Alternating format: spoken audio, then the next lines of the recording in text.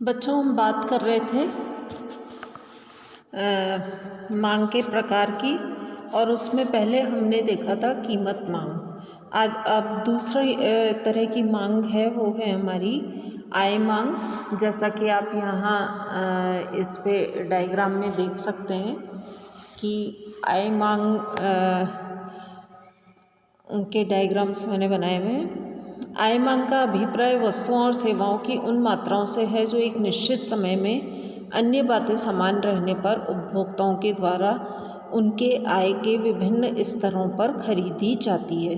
यानी अगर उपभोक्ता की रुचि, फैशन और स्वभाव में कोई परिवर्तन न हो और वस्तुओं के मूल्य और अन्य संबंधित वस्तुओं के मूल्य भी अपरिवर्तित रहें, तो आय के विभिन्न स्तरों पर उपभोक्ता वस्तुओं और सेवाओं की जो मात्राएं खरीदने को तत्पर हैं, वो आय मांग है।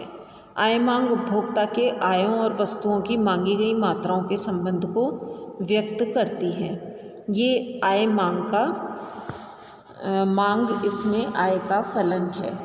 वस्तुओं और सेवाओं की प्रकृति की भिन्नता के कारण कुछ वस्तुएं और सेवाएं तो ऐसी होती हैं जिनकी मांग आय में वृद्धि के साथ साथ बढ़ती रहती है।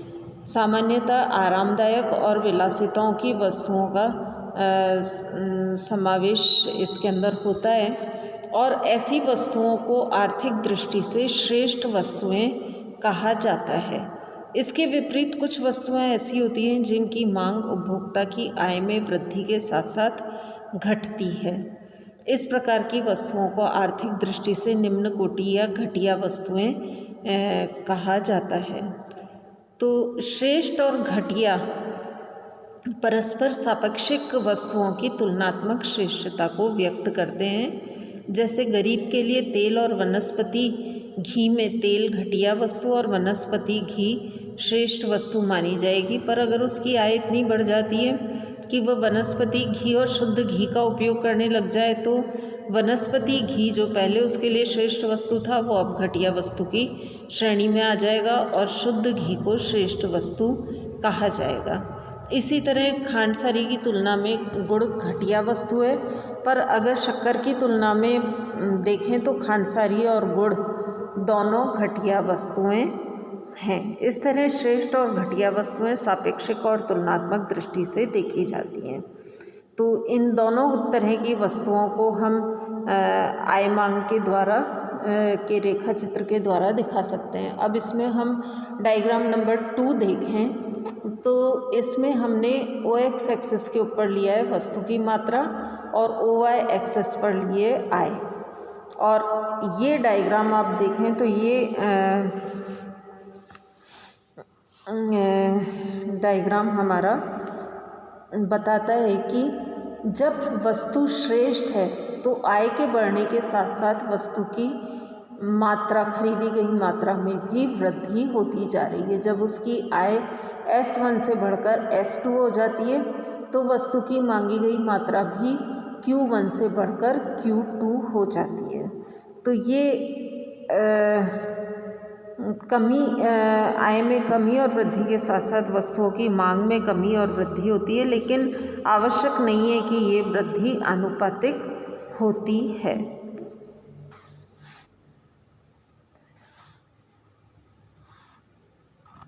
इसी तरह से हम घटिया वस्तुओं की बात करें तो ये भी आप डायग्राम नंबर 3 में देखिए कि इसमें घटिया वस्तुओं के लिए हमने मांग वक्र बनाया है। तो OX एक्सिस पर हमने फिर वही वस्तु की मात्रा ली है, OY एक्सिस पर आय ली है। तो जैसे जैसे हमारी आय बढ़ती है वैसे वैसे उस वस्तु को, घटिया वस्तु को खरीदे जाने वाली मात्रा में कमी आती है। आय पहले हमारी S1 थी तो हम घटिया वस्तु की OQ2 मात्रा खरीद रहे थे, लेकिन आय जब हमारी OS1 से बढ़कर OS2 होती है तो हमारी वस्तुओं को, घटिया वस्तु की खरीदी जाने वाली मात्रा OQ2 से कम होकर OQ1 हो जाती है। तो ये परिवर्तन हमारी आय में वृद्धि के साथ साथ आता है। घटिया वस्तुओं में आय हमारी जैसे जैसे बढ़ेगी हमारी घटिया वस्तु की मांग कम होती जाएगी, और श्रेष्ठ वस्तुओं के रेफरेंस में जैसे जैसे हमारी आय बढ़ेगी श्रेष्ठ वस्तु की मांगी गई मात्रा बढ़ती जाएगी। ये आनुपातिक परिवर्तन आवश्यक नहीं है। तीसरा हम देखें आड़ी या तिरछी मांग।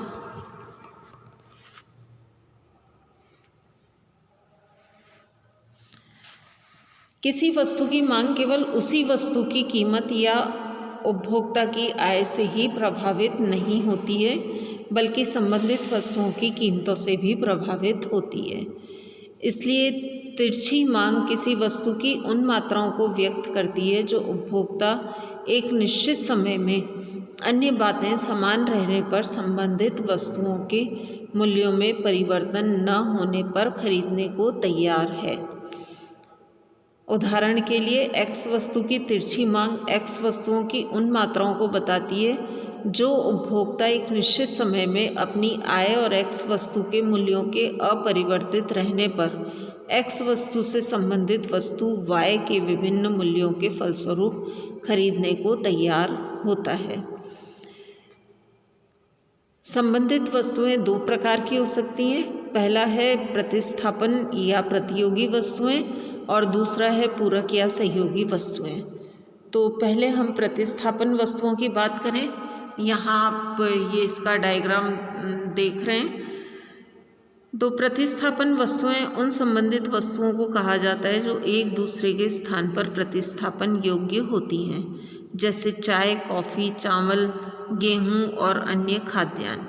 यदि कॉफ़ी का मूल्य घटता है तो उपभोक्ता चाय की मांग कम कर सकता है, क्योंकि उपभोक्ता कॉफ़ी का प्रयोग बढ़ा देगा, और अगर कॉफ़ी का मूल्य बढ़ता है तो चाय का उपभोग वो बढ़ा देगा और कॉफ़ी की मांग घटा देगा।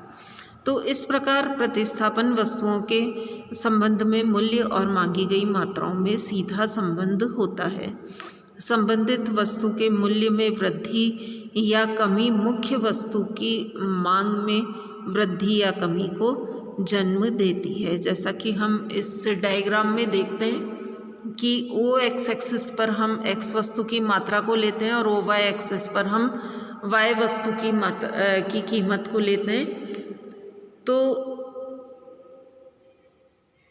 जैसे ही वाई वस्तु की कीमत बढ़ती है, ओ पी जब वाई वस्तु की कीमत है तो ओ क्यू मात्रा एक्स की खरीदी जाती है, और जब ये कीमत बढ़ कर के ओ पी ज़ीरो हो जाती है तो एक्स वस्तु की मात्रा भी बढ़ के ओ क्यू वन से ओ क्यू ज़ीरो हो जाती है, और कीमत वाई वस्तु की कीमत में और अधिक वृद्धि जब होती है और ये ओ पी ज़ीरो से बढ़कर ओ पी वन होती है तो एक्स वस्तु की मात्रा ओ क्यू ज़ीरो से बढ़ाकर ओ क्यू वन कर दी जाती है। ये मांग की आड़ी या तिरछी मांग प्रतिस्थापन वस्तुओं के संबंध में कही जाती है। अब हम बात करें पूरक वस्तुओं की। तो ये आप डायग्राम उसका पूरक वस्तुओं का देख भी रहे हैं कि ये वस्तुएं परस्पर एक दूसरे की पूरक या सहयोगी होती हैं। एक वस्तु के अभाव में दूसरी वस्तु का प्रयोग करना मुश्किल होता है, जैसे पेन और स्याही, चाय और चीनी और दूध, कार, पेट्रोल, ट्यूब, रबर। तो ऐसी पूरक वस्तुओं की कीमतों और मांगी गई मात्राओं में विपरीत संबंध होता है। जैसे पेन की कीमत बढ़ने से न केवल पेन की मांग घटेगी, बल्कि संबंधित पूरक वस्तुओं स्याही की मांग भी घट जाती है। तो पूरक वस्तुओं की आड़ी मांग हम सामने आप देखिए पूरक वस्तुओं में हमने ऊपर बताई है। तो ये आड़ी मांग है। इसमें हम ओ एक्स एक्सिस के ऊपर एक्स वस्तु की मात्रा लेते हैं और ओ वाई एक्सिस पर हम वाई वस्तु की कीमत लेते हैं। जैसे ही वाई वस्तु की कीमत प्रारंभ में P2 है, OP2 है और उसकी मांगी गई मात्रा OQ2 है। अब इसकी कीमत बढ़ जाती है वाई वस्तु की, और ये बढ़कर OP2 से OP1 हो जाती है। तो हमारी एक्स वस्तु की खरीदी गई मात्रा कम हो जाती है वो OQ1 रह जाती है। क्यों? क्योंकि Y वस्तु की मांग में भी इसमें कमी आएगी और X वस्तु की मांग में भी इसमें कमी आएगी। जैसे स्याही की अगर पेन की कीमत बढ़ती है तो स्याही की मात्रा कम खरीदी जाएगी। तो ये हमने आज कोई 3 प्रकार इसके मांग के देखे, बाकी का अब अपन आगे कल देखेंगे।